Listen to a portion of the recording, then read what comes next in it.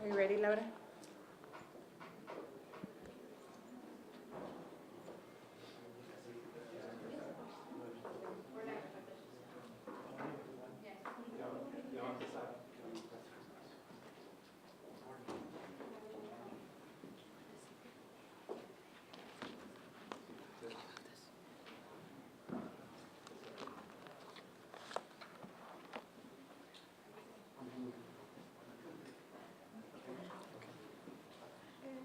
Over here.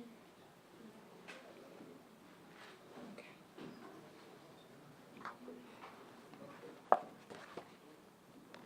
All right. Good morning, everybody. Thank you for joining us. We're going to go ahead and get started with the press conference. We're going to get started with Mayor Johnson to start us off. Thank you. And we will be taking limited questions after the statement. Thank you. Well, good morning, everyone.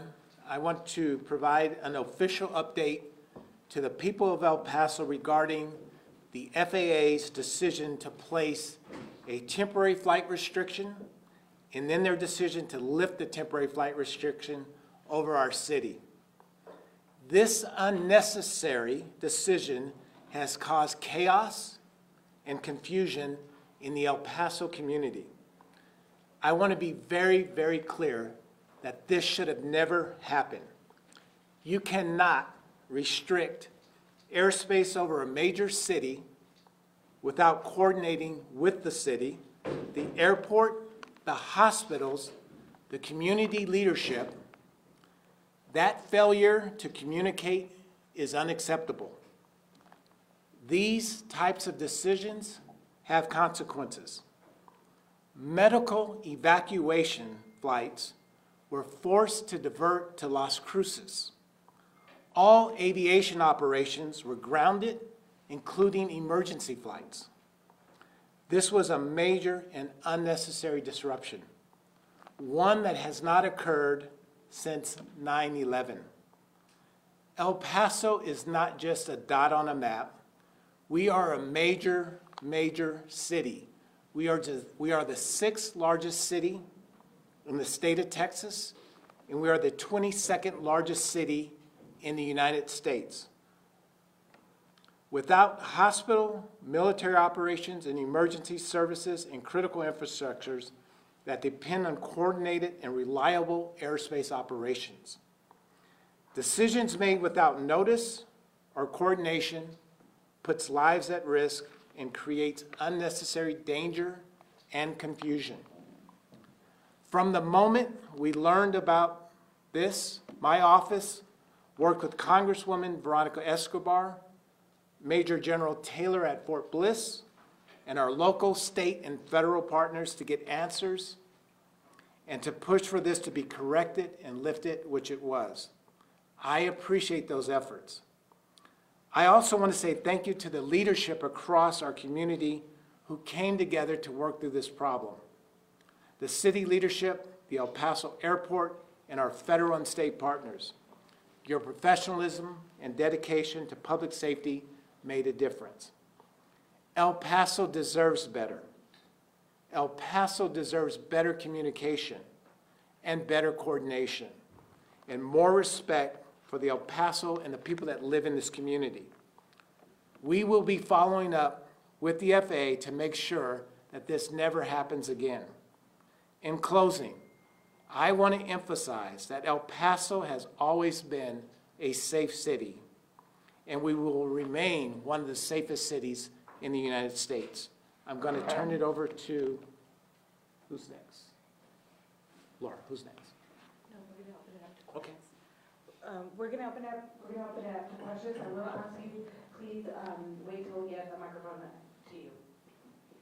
How many emergency medical flights or urgent critical flights were diverted because of this situation? So I had a call this morning with some of the hospital operations. I don't know the exact number of flights, but I can tell you that there was a lot of surgical equipment that was coming in from Dallas and other parts of the country to do surgeries here in our community. That type of equipment did not show up here in El Paso.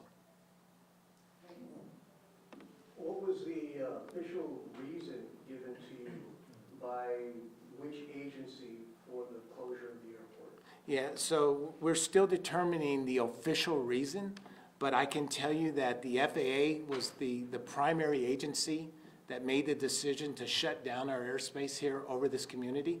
So the official reason, we're still trying to get that answer of why it was closed down here in El Paso and southern New Mexico. And you say there was no communication with the city.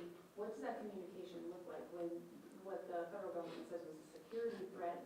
What would that communication look like? Yeah, I think at the very least, that communication looks like calling the city, calling our chief of police, calling the public safety officers that we have in our community to alert them that we're going to be shutting down your airspace in your community. None of that took place. So we woke up, just like many of you, at midnight last night, 1 in the morning, to the texts and the calls that we received that our airspace was shut down. So better communication from our federal government to your city, especially your leadership, that you're going to shut down your airspace.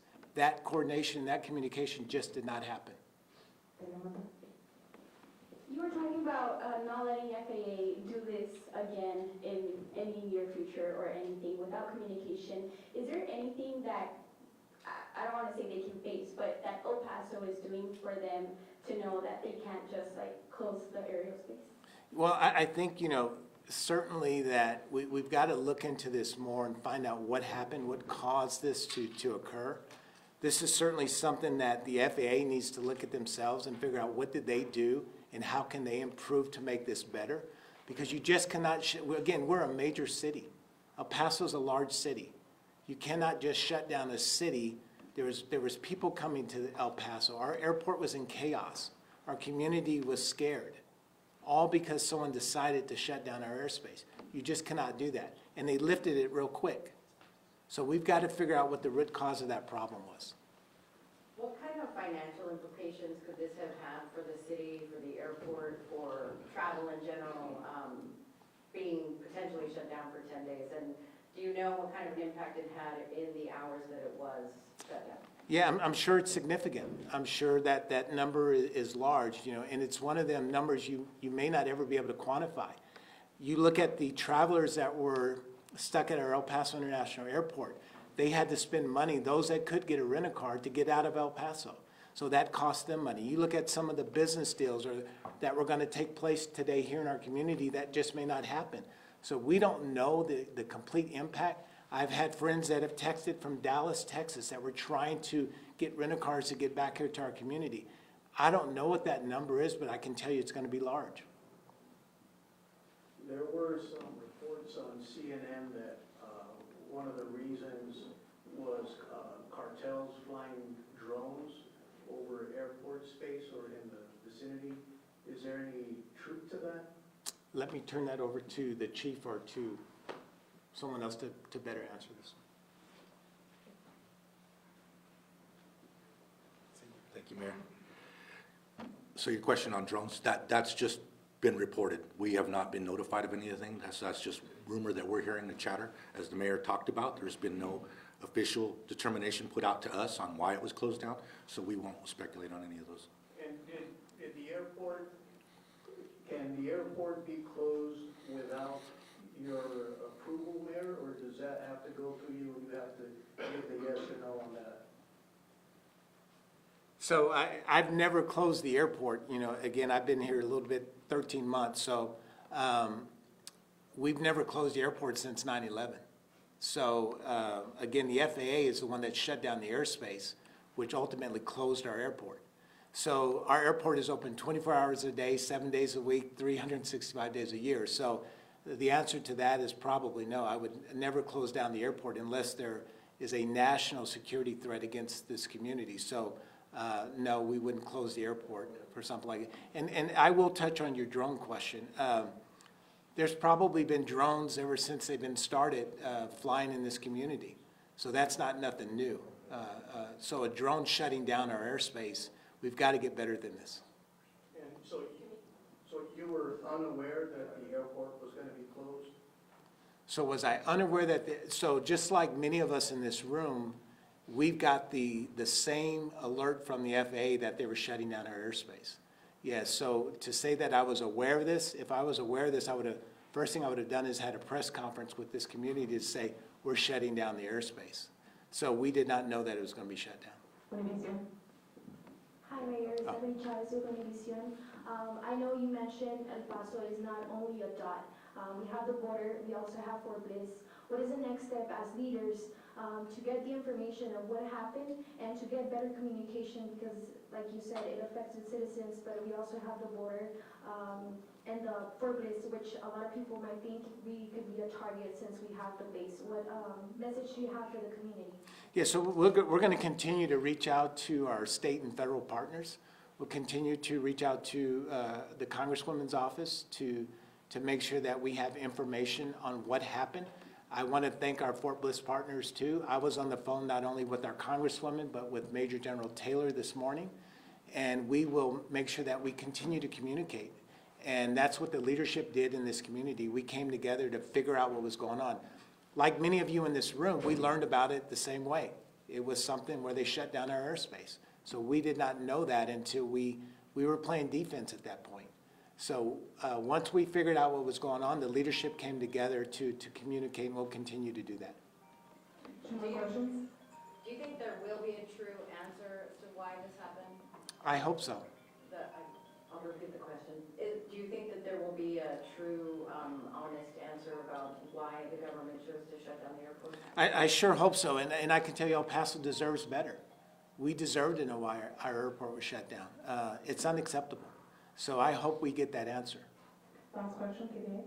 And do you feel that El Paso has just been overlooked by the federal government? Do you think it's because that we are a border community that we weren't notified, that they just shut down the airspace? Yeah, I don't know that for fact, but I can tell you that, you know, whatever information they had that shut down our airspace is something that should have been shared with this leadership. That is the piece of information we don't have. And once we get that, we can let the citizens know why they shut it down. So just like many of you, there's a lot of unanswered questions that we just don't have. I also want to thank the media that's in this room. A lot of you were at the airport. A lot of you were working hours this morning and working with the guests that were stuck in our community. And thank you for what you did there. It appeared that everyone was helping each other. So that's what this community does. We come together to help each other. Thank you, Ron. All right, thank you guys.